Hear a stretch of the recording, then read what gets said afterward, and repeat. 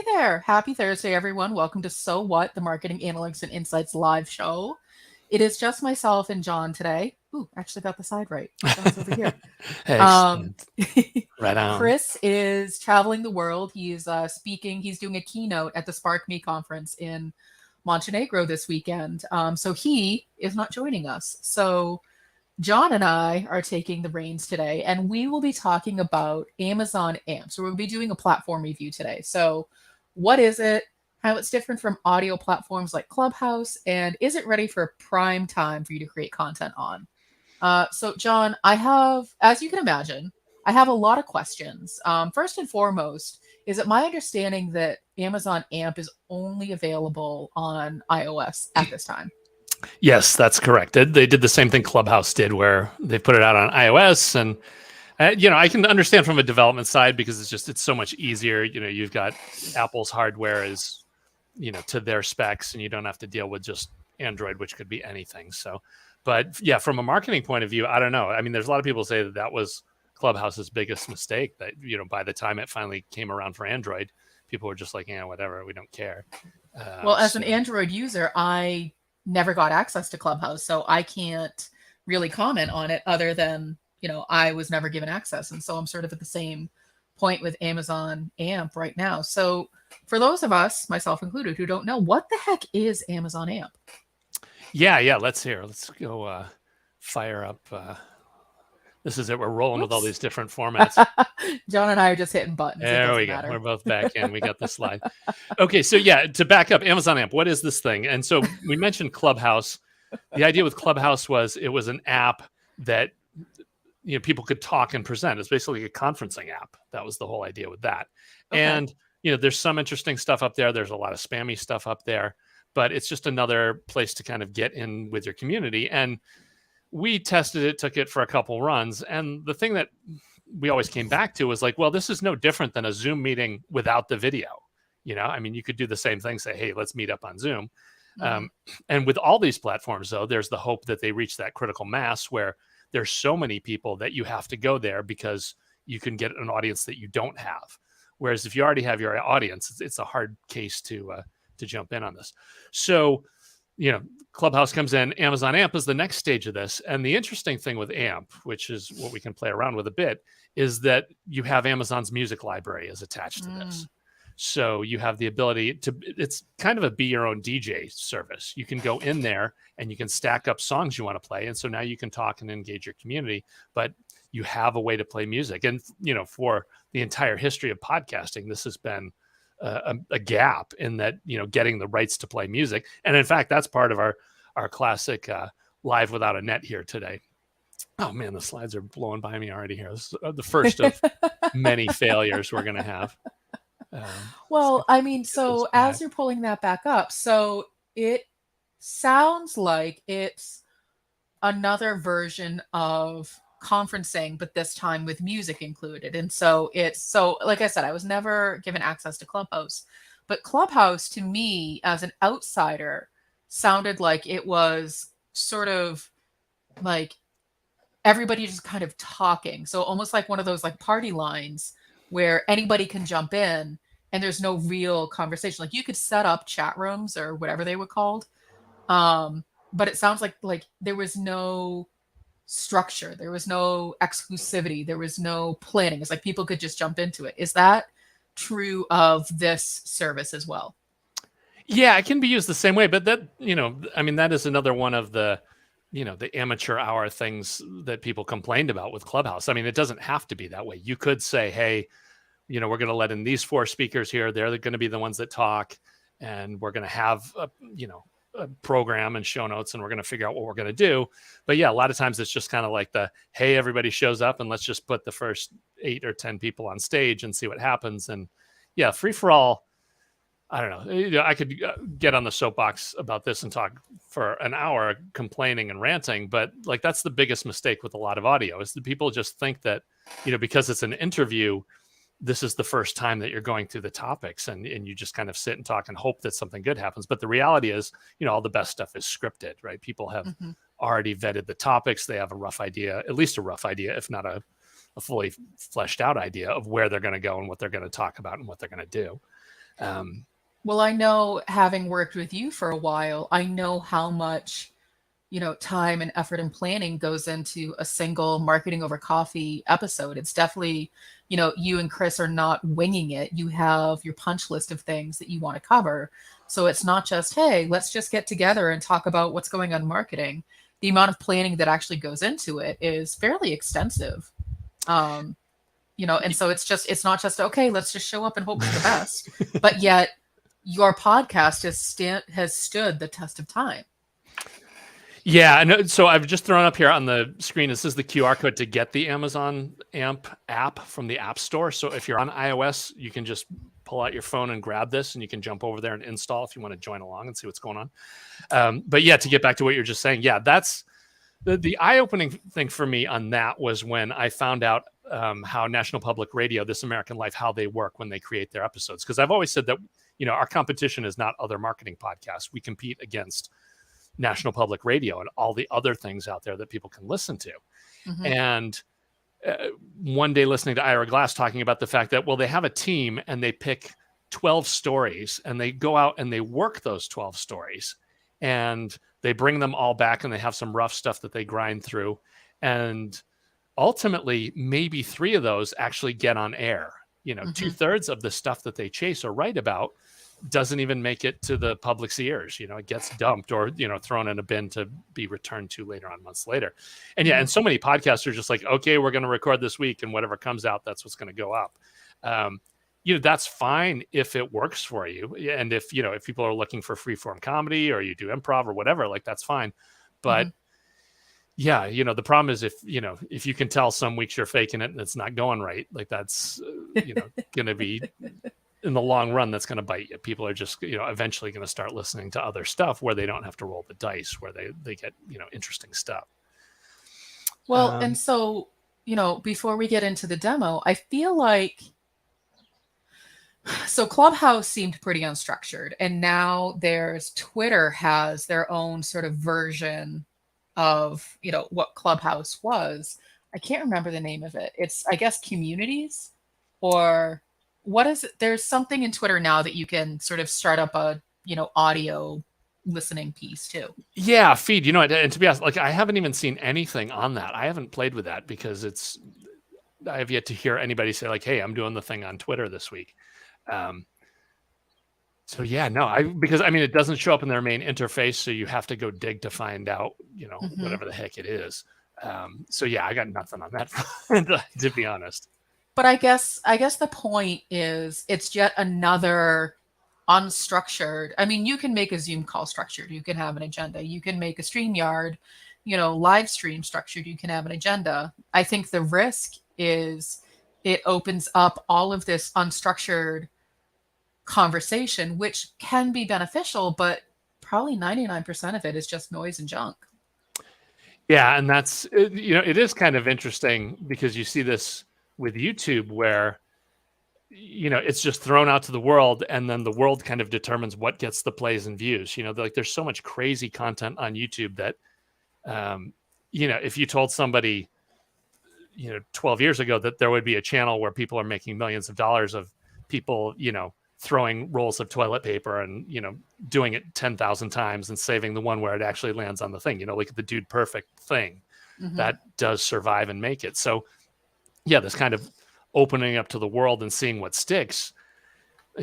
Yeah, if it survives, it's great. You get some amazing stuff. But yeah, you totally nailed it. That the reality is, 99.9% of it is garbage. That's just horrible, and you're going to have to deal with it. So yeah, Twitter Spaces. I had to look it up. Twitter Spaces. Thank you. Not dig it up. And so yeah, the idea is like when you go into a tweet, you can name your space and start doing your space. But yeah, throw us a comment or tweet to me at John J. Wall if you're using Spaces or have seen anything cool with that, because we would love to hear if you've got anything that's working. Well, even the casual, like I did this in one take TikTok videos or Instagram reels or whatever they are. What you don't see is how many takes it actually is to get the thing that looks super nonchalant and casual. And so to your point, where we started is the best content is really structured and planned out. So what's in the box, John? What do we got? What do we have to work with? All right, yeah, let's enough yakking. Let's get to the action here. See if we can not break this is going to be the big thing. All right, so here we go. This is the moment of truth. We're going to fire this thing up.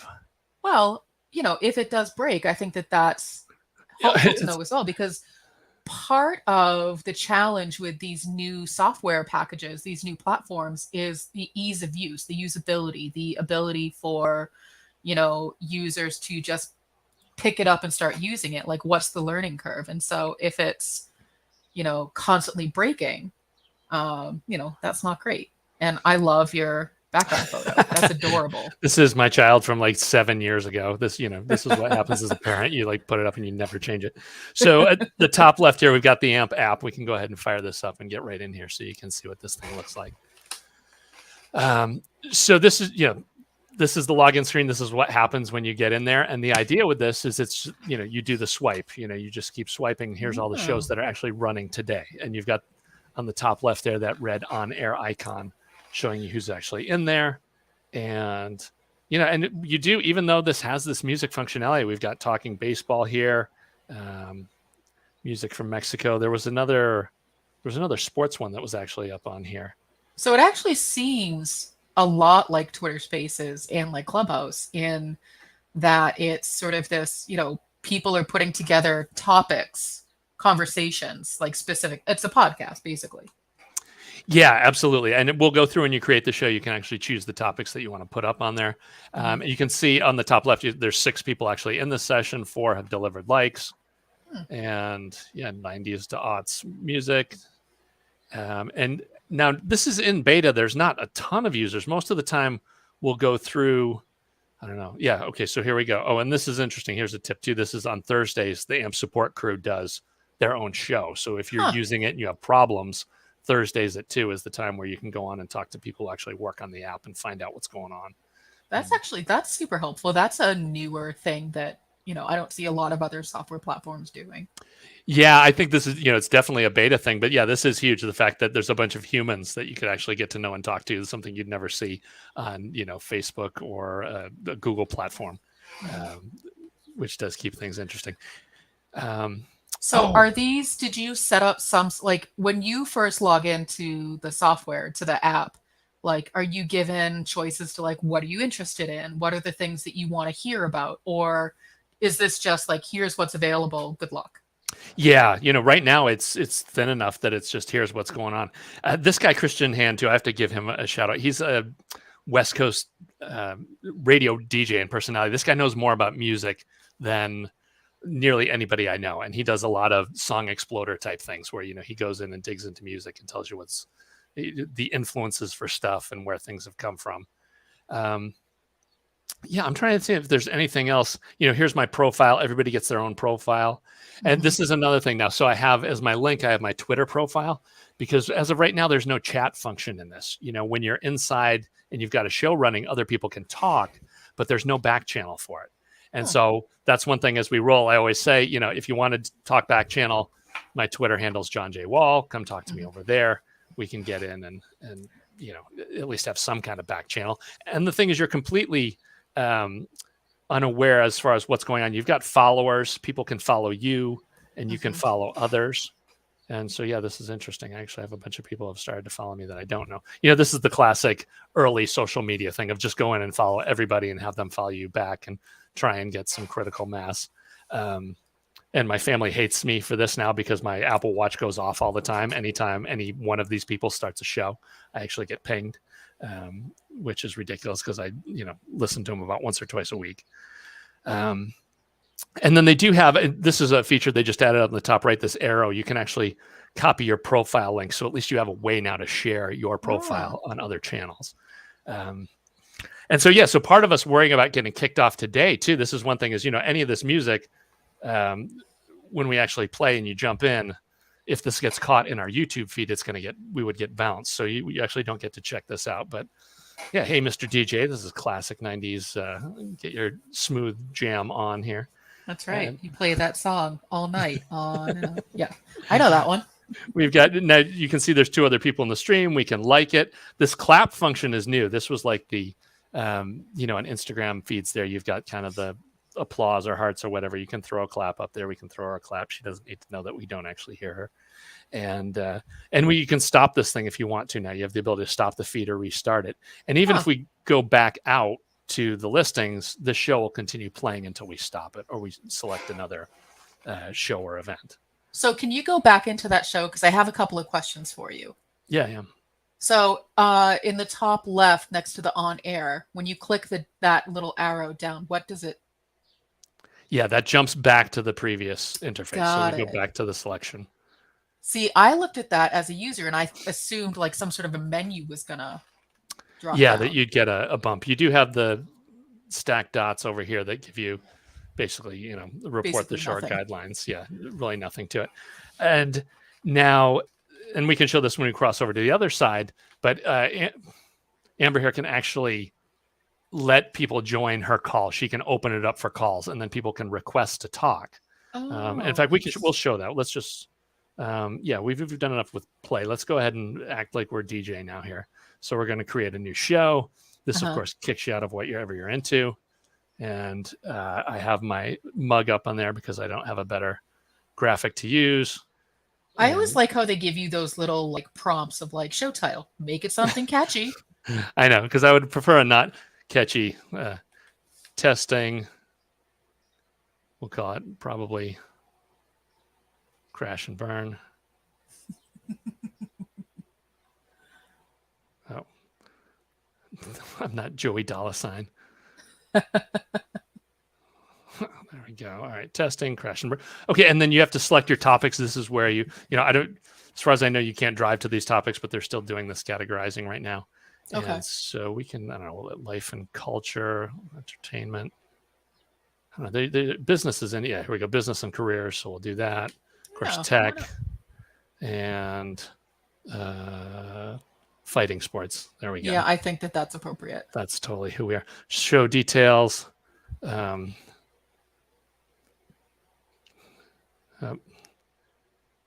Katie and the morning zoo here. That's true. That's pretty much my life every day. Old school DJ style. Look at that. Oh, so that's interesting. Now we can go work safe, or we might as well leave the explicit tags on so we can do whatever we want. I mean, I've been known to swear every once in a while, so it makes sense. Occasionally. And now you can schedule for later. That's, the better prepared content people are going to do the classic appointment media of, it's the 5 o'clock Friday drive time show or the 8 a.m. morning thing or, whatever your gig is. But we'll just go right to the setup here. We're going to go. Well, but I would imagine that the disadvantage of scheduling for later is that you can't then have the live bring people into the call, right? No, you can. But it's just, you're saying that, okay, this is going to start on Tuesday at 5 o'clock. Oh, I see. Sort of like scheduling some of these things in StreamYard. Like, so I set up the link to the live stream earlier this morning, so it was all set. I see. Yeah, exactly. You got it scheduled. And then in theory, I mean, we don't know how this is going to play, excuse me, but if it's like old school DJ stuff, people just get used to hearing you at Sundays at noon. That's Casey Kasem is always there on the weekend afternoons to mow lawn kind of thing. But who knows if that's, the way the thing is actually going to work. So we have a button to go live. You can go back and change the, the descriptions and everything you want. But the big thing is the bottom right here, the playlist. Okay, so we can go in, and this is where you actually add music from their music library. And so what we can do is you go to add songs, and this is where you're playing Russian roulette, and you really want to do this ahead of time because you have no idea what's actually going to be there. When you start searching, certain bands don't have sharing rights for whatever reason. Mm-hmm. And today, the Prince Estate is releasing the Purple Rain concert in Syracuse, so we're going to throw a little Prince on our list. I mean, I think every day is a good day for Prince. This is true. You can never have too much Prince. But now, and as see, I'm rocking my Midnight City shirt here in spirit of old school hair metal and guitar, as we were talking about. As guitar, yes. The pre-show, we were talking about guitar. And yeah, they don't have. Not this Midnight City. This is a different Midnight City. So, this is one of those ones where you're out of luck. You're just not going to be able to play what they want to play. But I think that, you're definitely giving the nod to why you want to you don't just want to wing it. And I think that sort of as we're getting to sort of like the so what of why we're doing this product review is a lot of people in our space do create, audio, video, other kinds of content. And the amount of preparation that goes into creating that content to make it look effortless is, quite extensive. And so as you're pulling up these songs, you know, it definitely just sort of reinforces the you really need to be planning ahead if you are a content creator who's just going to wing it to create a podcast or a show on a platform like this. The chances of the quality of your content being really good starts to drop because there are so many things that can go wrong. Yeah, and this is too. It's been funny. There's a lot of people that kind of talk about the old school radio DJ thing of, if you're going to do an hour show, can you do it so that you've got the mix so that it ends right at the post at 60 minutes to the dime, the last song finishes and you sign off. I mean, you don't have to do that obviously with this. It's just open ended. You can go as long as you want. But yeah, there's a lot of that's kind of the old school DJ artistry of like making sure you've got enough songs at the right rate, when the breaks are, they're streaming together. You've got all that you can go. So we've got our playlist here. We go back to the show manager. And now this is interesting. Now, last time I had fired this up, I was not able to go live without a listener. Let's see if that's changed. Okay, we're so ready to go live. We got a 5-second countdown. We're going to reject hate and do all the other things that we're supposed to do. And, here we go. We're getting the countdown. My goodness. Oh, here we go. 3, 2, 1, and live in 5. Here we go. All right. So this is running now. And actually, let me show you this. This is another thing too that I've done. Now you can go live without any listeners, which was different. Before, to gate the beta, they had it set up that you would have to have one listener on to be able to go live. And so the trick with that is I had a second iPhone, and we've got, I actually just set up my wife with an account. And so she can go in there, and now we'll see. This is where we're starting to get really wonky. All right, and so we probably fired like, John, I don't want to have to listen to your show again. She's like, no, we don't want more. Here we are. Okay, there's Hey Y'all. And now let's see if we've actually made the list here. So I can see it just bumped up to one listener. Did it really? Oh, okay. And that's not us. So some poor soul is stumbled in. Listening to you test out this as we do the. This is very meta. Of you have one iPhone as the listener to the show that you are broadcasting on the live stream where we're also broadcasting. So it's and someone just clapped. Someone clapped. How about that? I don't know if they can. So what we're going to do, we'll do them a favor and we're going to fire up some music. Oh, you have 3 listeners now. I mean, this is still one of those things where like if I tell people not to listen, everybody's going to come listen.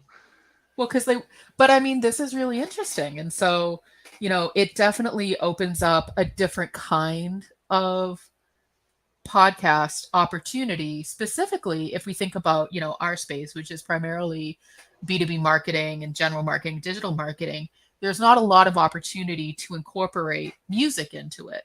And so by being able to incorporate music into it, it may be more compelling, content. Let's see. Yeah, we got a comment there. Ty just said Android. Yes, sorry. Apologize for that. AMP just can't help you as of right now. But yeah, you nailed it. The big thing with this is this music library. If we kind of joke about these platforms as being Zoom without video, but the reality is if you do anything involved with music, if music is central to what you're doing, this could be really cool. I could see Shure microphones coming on and, hey, here's, 10 songs by famous artists that use our gear, things like that. Or if you're promoting new artists and you want to do, hey, here's the new, electronica hour or whatever, like this could be a really interesting way to get in and do some different kinds of things. So there's a lot that you could jump on there. Or if you're a podcast like Marketing Over Coffee and you tend to have tech sponsors that are around, mixing boards and headphones, aside from just you and Chris talking and using this equipment, it's a really good opportunity to demonstrate, to users and this is what music sounds like, because music is always going to sound different than, just you and Chris talking. And so it's a really great opportunity to really demonstrate you're not only using the equipment, but here's what, if you as the end user buys the thing that we're promoting, this is what you also get. Yeah, and that brings up another point to the kind of an insider thing that I learned playing around with this and through some experimentation. By default now the iPhone doesn't have a headphone jack, so most people would be listening via Bluetooth. And I found actually that the audio quality is way better. You just get the Apple dongle so that you can go to a real set of headphones, and the sound quality is phenomenally better on wired headphones than it is on Bluetooth. And so I don't know, there's a lot of protocols with that where they might be there's differing levels of Bluetooth connections. And I think because this is a kind of a fully functional app, they may be handcuffed as far as not being able to send the highest quality audio down to the end stream. So yeah, if you're a listener, definitely get your dongle and some wired headphones, because that makes a huge difference as far as what you're doing. And then see, this is like classical radio DJ. We're like scrambling because the next song is queuing up and we're like in the middle of our burrito or whatever here.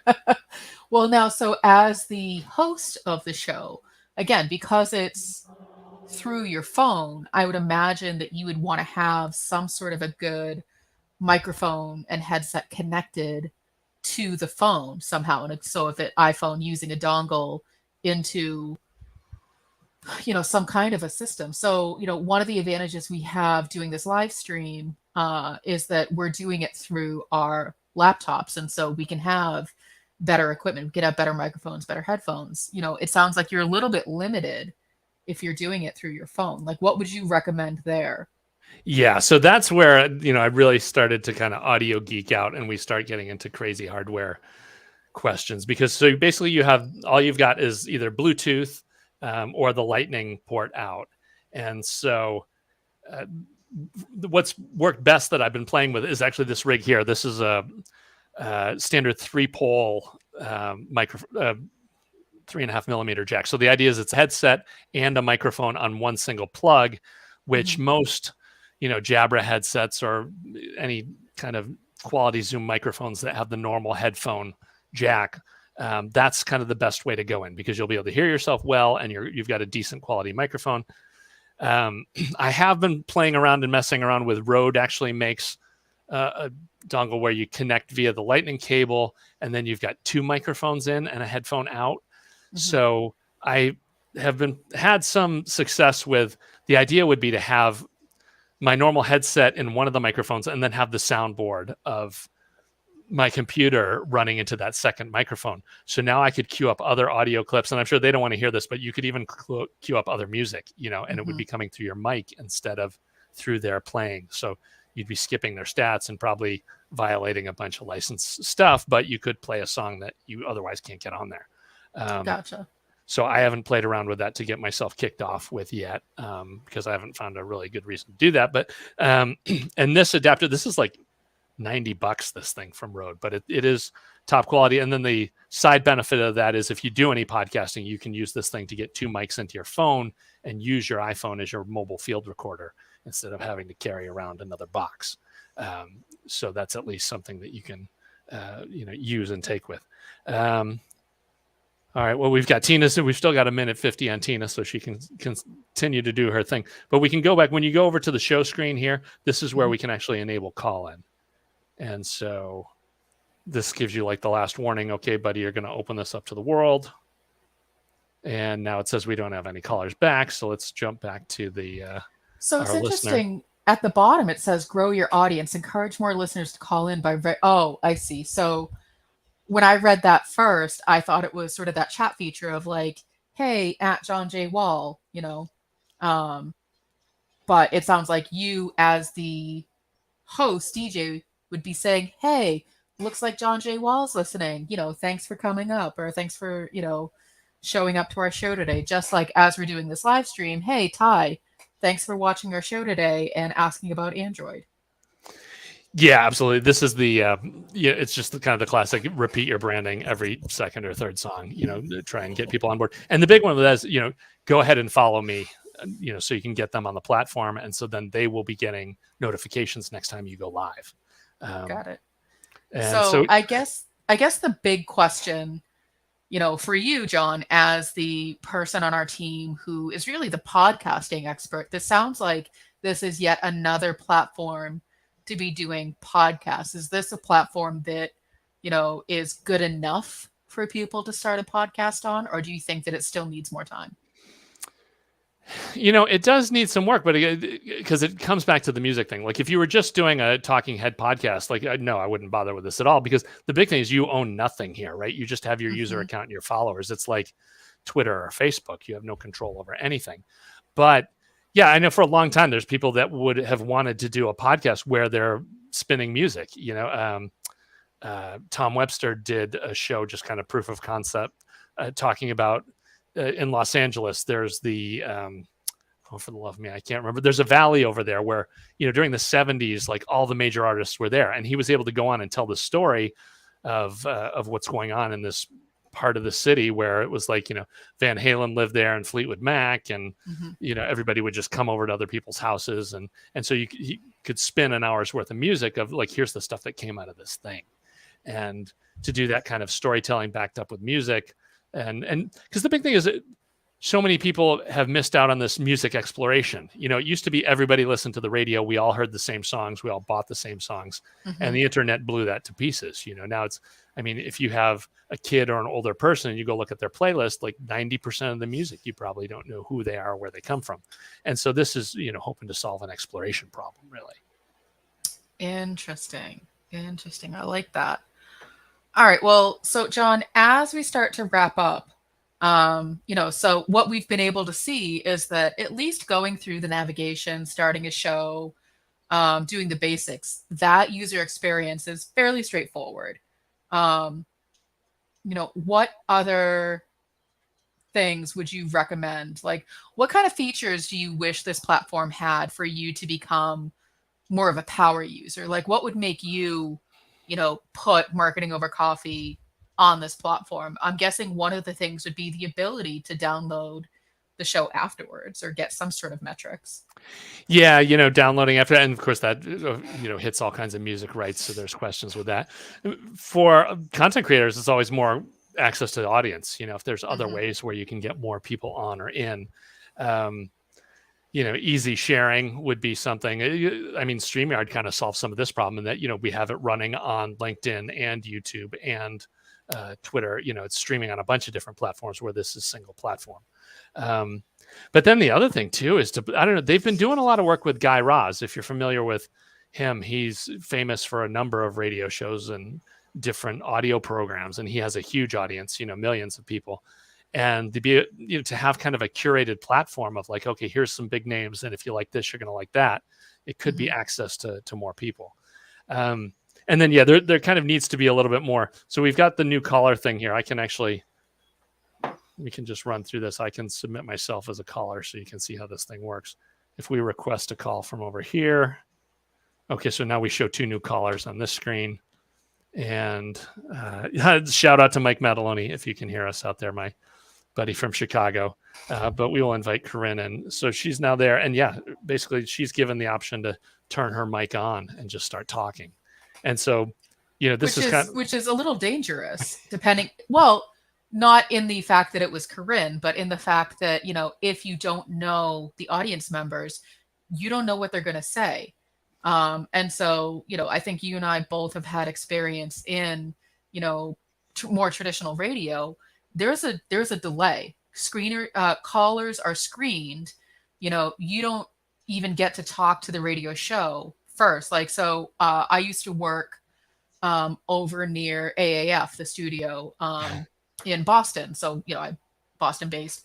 And where I worked, the hosts of the show would actually come in frequently. So I would get to know them a little bit, talk to Hillman and, LB and stuff like that. And I got to learn a lot about how real radio actually operates. And there's a big process that you go through before you, the caller, gets to be put on air. And then even then, you're not put on live.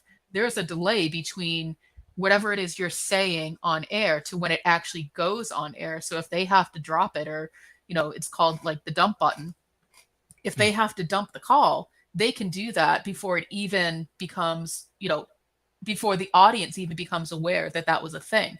This to me, for Amazon AMP, sounds like a little bit of a risk, big risk, because there is no delay, and you don't necessarily know who the callers are. You don't know what they're going to say. Yeah, absolutely. There tends to be at least a 2 to 5 second delay most of the time, which is a little wonky and can be a little weird. And yeah, but on the other, another way to look at it is this is kind of the golden age of social media for this thing. Like everybody that gets on channels early knows that kind of like for the first 2 years, it's only the cool kids that want to have fun and are willing to get through the beta. And so it's not like, 5 years from now where it's going to be a lot of haters and weirdos and angry people. So you can meet, interesting and cool people. But yeah, it's absolutely that of, you're going to click the button and you're going to pray that they're not, just going to start spewing something ridiculous or being a jerk or whatever. I mean, you do have the dump so you can dump them, but yeah, you're definitely trading it being a scripted show to like, okay, who knows what the hell is going to happen? Here we go. Mm-hmm. All right, we got any last track you want to request here? We'll add one more to the pile.